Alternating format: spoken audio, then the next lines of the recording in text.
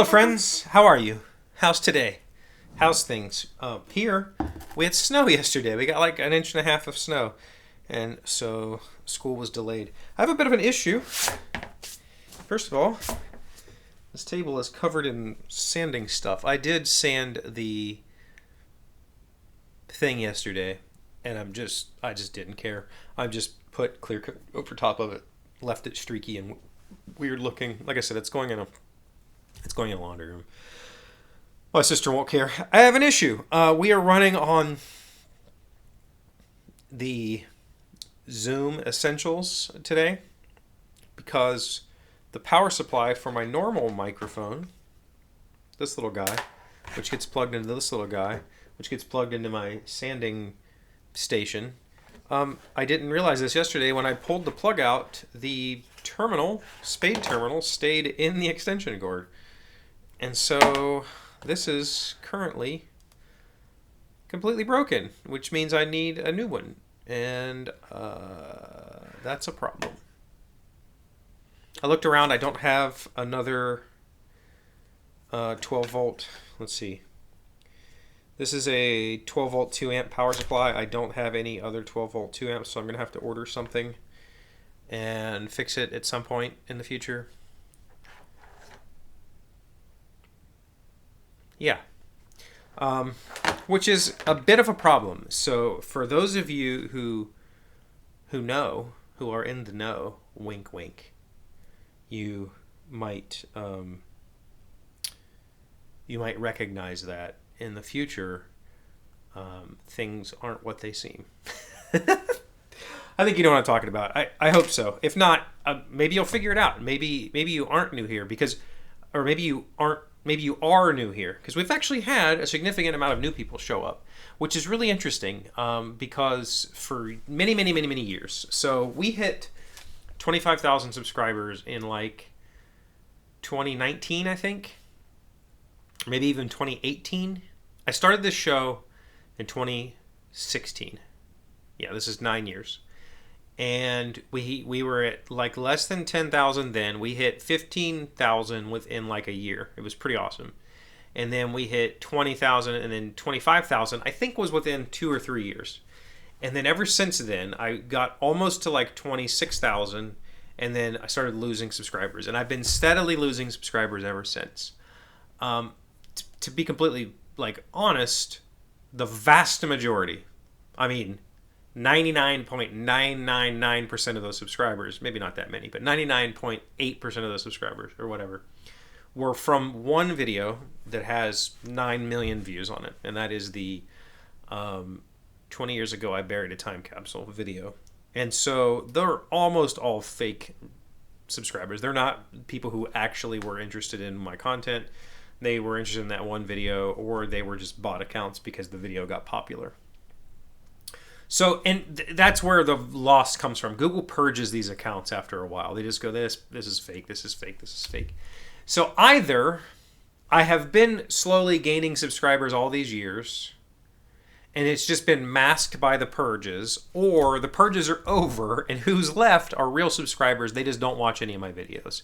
Because my videos are still only getting like 30 views. Like a really good video recently got 100. That was amazing, right? So it's not like I've got a huge growing audience, but the number is going up. And so there is a potential that we'll hit 25,000 again. And that'd be pretty neat. I'd like that. And so I think that part of it, so what I was going off of there was either the purge is over or I started asking. I haven't asked ever until this year. If you've noticed, I started the show differently now. I end the show differently now. I'm not saying the same catchphrases I used to say. And I started asking for you to comment, asking for you to like the videos, and asking for you to subscribe. And since doing that, I've had positive growth. I've had more growth than I've seen views. So I'm very curious about that because I'm getting positive daily growth, even though my video views are not growing. It's a very strange thing. I still have no intention of turning this into like a full-time business.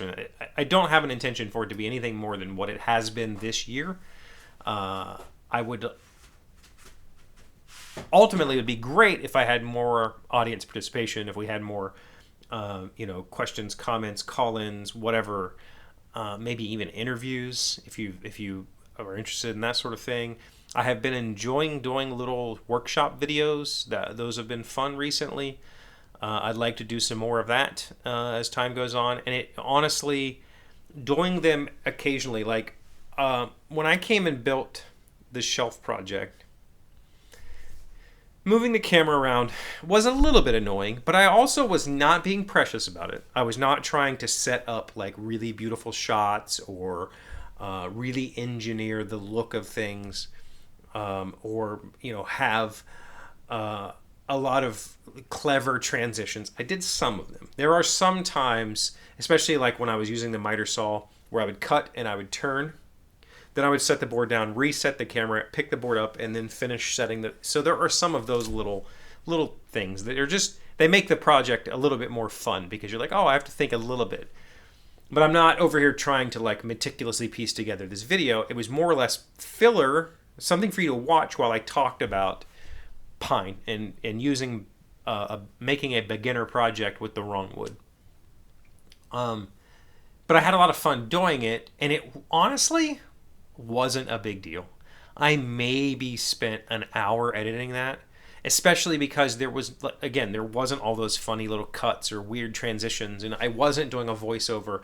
It was really, and I knew this is all just going to be played back at like 8x speed, so I don't really care. And with all of that in mind, it did not take nearly as long as I expected it to. So it wasn't bad to just pepper in some extra editing and whatever. I do not want to do that every day. And I don't honestly, like, if I was filmed last night, it would have just been me sanding and me putting on, it would have been the most boring thing you could have watched. I guess that's still slightly better than watching what you're watching right now.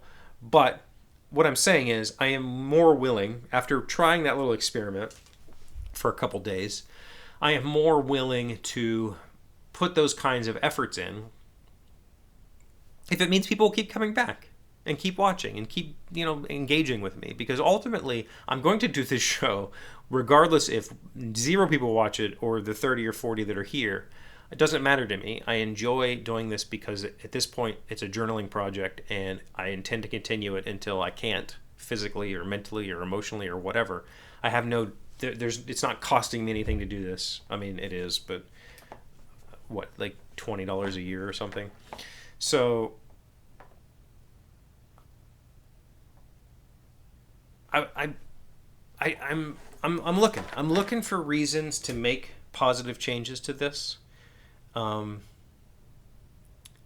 figure out a way to,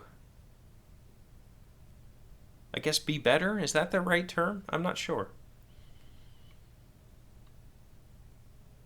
Any thoughts? I'd love to hear what you think about all of this. I really don't know. Like, I've asked for your thoughts before, and the thoughts are always, show us something else, like take us somewhere, do something. I fully intend to do that.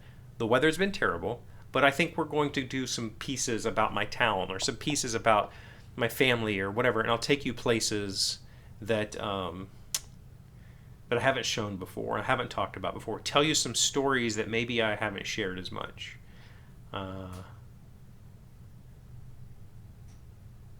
Give you a little insight into Appalachia, I guess, and what it's like to grow up in a pretty rural area. So I'm hoping to do all that this year, and maybe that'll bring more people along, and maybe we'll have more comments or more participation. I'd love that. So regardless, thank you, because you're watching whatever the heck this was, and this wasn't anything to be excited about, and I appreciate the hell out of that. I appreciate every single viewer who's ever watched one of my videos. I really mean that. So thank you. Thank you for watching. Please give it a thumbs up. And if you haven't hit the subscribe button, please do so. Unless it already says subscribe, then don't hit it, because then you'll unsubscribe. But then you could resubscribe. I'll see you tomorrow. Today's 1,000 plus little things happy, successful people do differently. We are learning 16 harsh truths that make us stronger.